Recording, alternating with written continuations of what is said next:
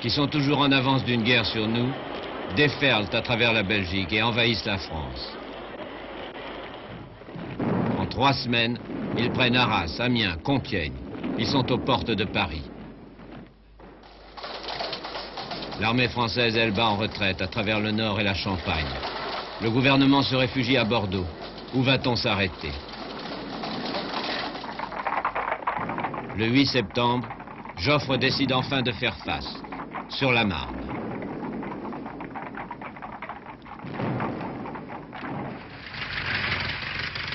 Alors le gouverneur militaire de Paris, le général Gallieni, réquisitionne tous les taxis parisiens. 700 Renault G7 à moteur 2 cylindres, surnommés les 2 pattes. À raison de 5 hommes par voiture, ce premier convoi automobile de l'histoire transporte dans la nuit 2 régiments sur le front, à 50 km de là. 2 régiments, ce ne sera pas suffisant bien sûr pour sauver Paris. Mais c'est le symbole du sursaut. Avec la légende des taxis de la Marne, l'automobile fait son entrée dans l'histoire de la guerre.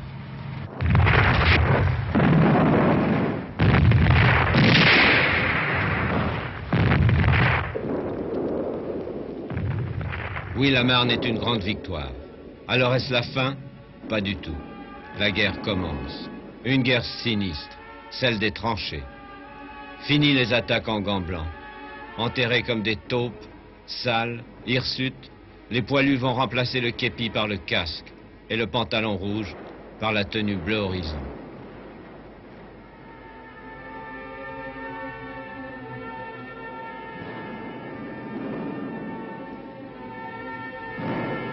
Une chienne de guerre qui va durer 4 ans. Celle de la peur et de l'ennui, celle du froid et de la boue, celle du chemin des dames et de Verdun.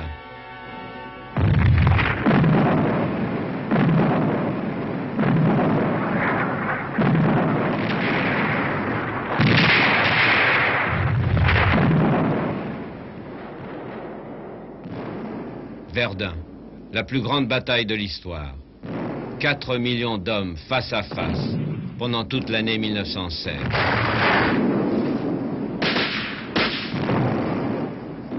Nous allons saigner l'armée française, a décrété le Kronprinz.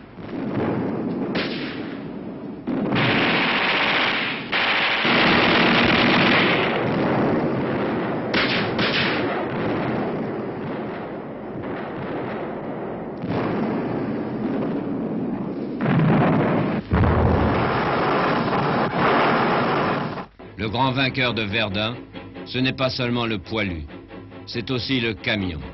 Pour transporter les troupes dans cet enfer qui dévore les bataillons, l'état-major a réquisitionné tous les véhicules possibles et imaginables.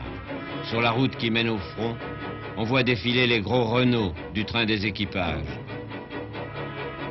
Des autobus parisiens transformés en camions. Même quelques autobus de Londres à Impérial. Et de longues files de Schneider et de Berlier.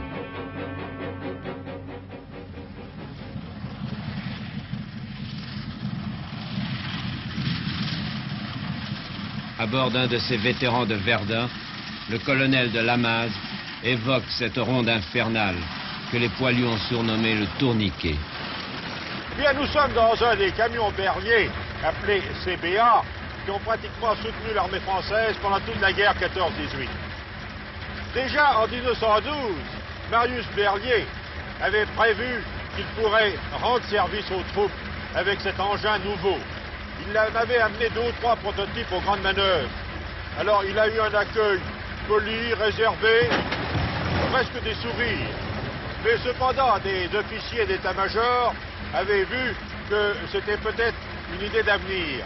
Et ils avaient obtenu du ministre de la Guerre non pas l'achat de camions Berlier, mais des primes aux civils qui en achèteraient. C'est assez curieux.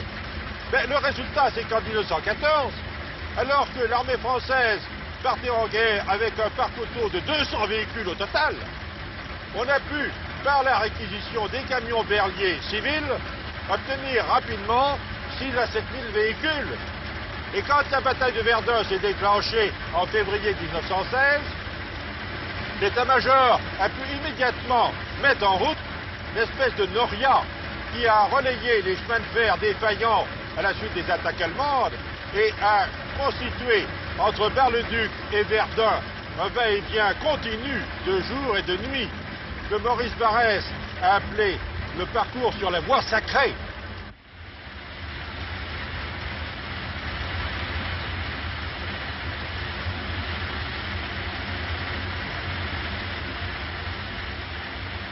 Ce camion avait à peu près 3 tonnes. Il avait un moteur de 25 chevaux, 4 vitesses, marche arrière, transmission par chaîne et bandage plein. C'était des moteurs très résistants qui faisaient des pointes à 30 à l'heure, mais dont on pouvait attendre 12 à 15 km dans l'heure en pratique. Et pratiquement, ils n'étaient jamais en panne. Heureusement, car il aurait fallu dégager la route en moins de 14 secondes. C'est la distance qu'il y avait en moyenne entre les camions. La consigne était de verser dans le fossé en cas de panne. Et les dépanneuses se chargeaient du reste. Mais autant les camions berliers tenaient, autant le vrai problème était de savoir si la route tiendrait. Et Pétain a fait venir 8000 territoriaux avec des pelles. Et on a creusé des carrières sur le bord de la route. Et on a calculé que 700 000 tonnes de caillasse avaient été engouffrées dans cette route, écrasées par les bandages des camions berliers pendant l'année 1916. C'était une route de 7 mètres de large dans laquelle les camions se suivaient à une moyenne de 14 secondes jour et nuit. Alors dans ce camion, il y avait 2 chauffeurs, 2 conducteurs. Et c'était souvent des pépères territoriaux, avec des tenues un peu relâchées. Ils fumaient des bouffardes, on leur donnait un paquet de tabac et un quart de rouge supplémentaire pour tenir le coup jour et nuit. Quand il y en avait un de fatigué, ils passaient le volant. Nous pouvons nous échanger pendant la nuit. Et derrière, il y a 20 bonshommes qui blaguent, discutent le coup, dorment un peu et vont monter à la bataille. Ces hommes savent très bien ce qui les attend.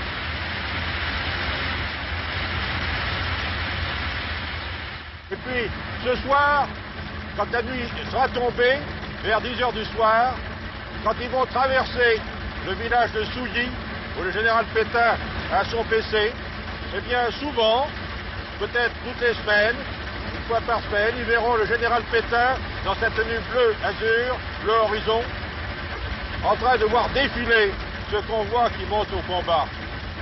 Et un jour, en revenant d'une de ses visites sur le bord de la voie sacrée, Pétain s'est retourné vers son officier d'état-major et lui a dit « Quand je pense que les 2/3 de ces hommes-là ne vont pas revenir, et c'est un fait. »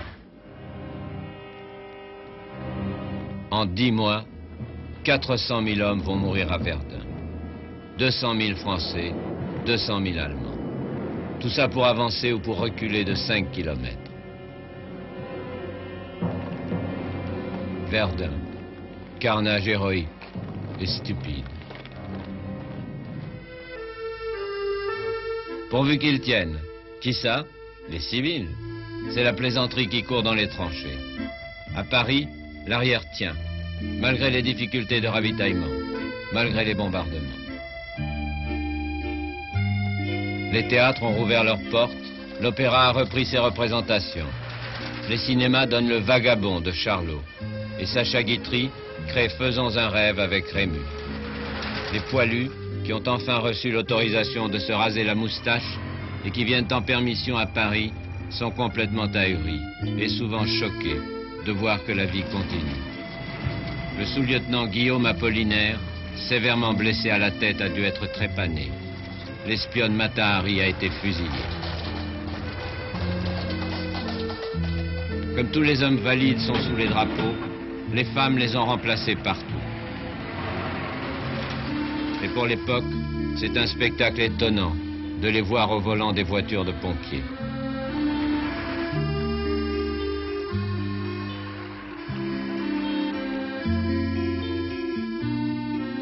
Elles sont 300 000 dans les usines, car pour la première fois, ce conflit est une guerre de matériel, autant que d'hommes. Toute l'industrie française tourne à plein rendement, jour et nuit. Mais la fabrication des armements et des munitions est encore très artisanale.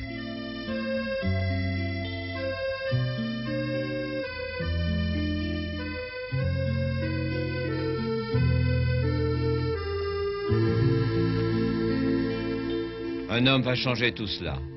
André Citroën, polytechnicien, 37 ans. D'abord mobilisé comme artilleur, puis comme industriel.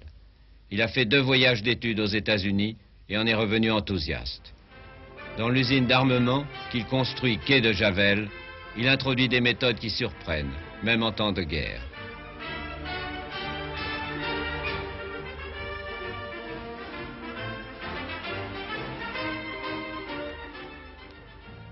Le premier, il installe des crèches à l'usine.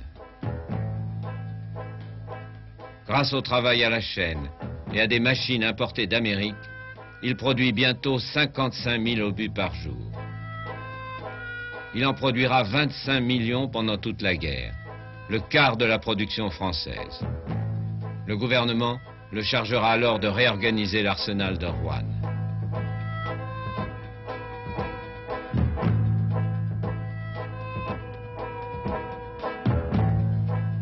Grâce à lui, les usines d'armement enverront sur le front 100 millions d'obus en 4 ans, 200 000 par jour.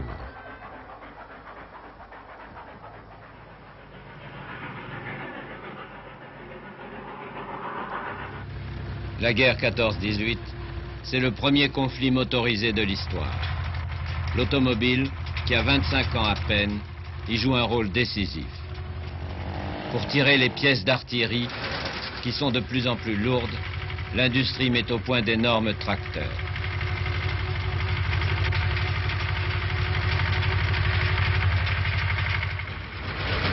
La Ford Model T, envoyée par les Américains, endosse l'uniforme d'ambulancière.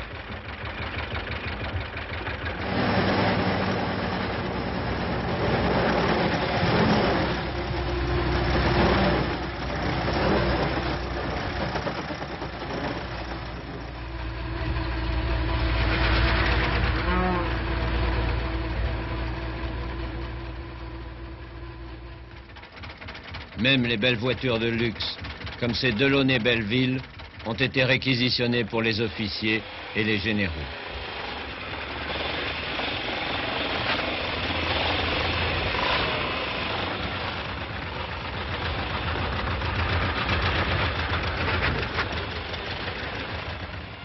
En 4 ans, la France produit aussi 40 000 avions, comme le bébé Nieuport, un moteur rotatif, Gnomerone, ou le célèbre Spad, qui fait déjà du 200 à l'heure avec son moteur Hispano-Suiza.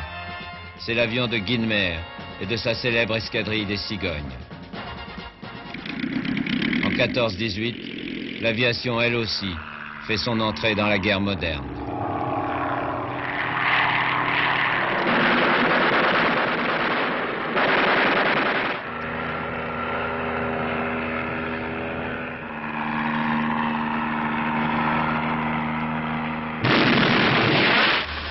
Pour se battre, l'automobile finira par revêtir une cuirasse et deviendra le char d'assaut. Les Anglais, les premiers, en ont eu l'idée. En marins qu'ils sont, ils ont conçu de véritables cuirassés, comme le Mark IV et le Mark V. 2 monstres de 30 tonnes, avec 7 hommes d'équipage, et que vient admirer sur le front le prince de Galles en uniforme de la marine. La version mâle porte 2 canons et 4 mitrailleuses. Le tank femelle, 6 mitrailleuses.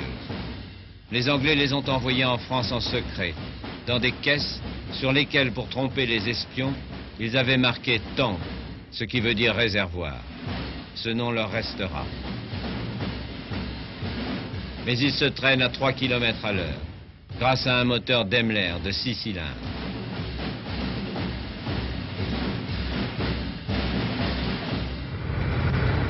Imposant, mais vulnérable. Une cible facile pour les grenadiers allemands, prétendent les films de propagande du Kaiser.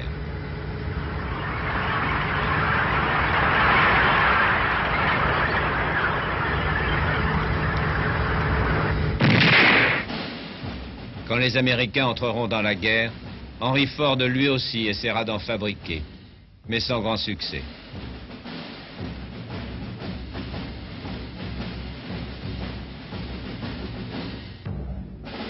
Le célèbre Henry Ford prend la chose avec philosophie.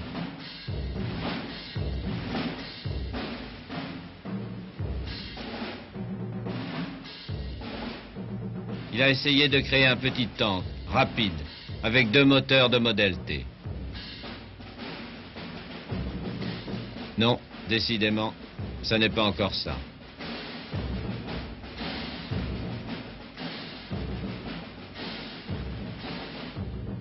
En France, Schneider, sur le modèle des Anglais, faisait un char de 13 tonnes avec un obusier de 75 et 6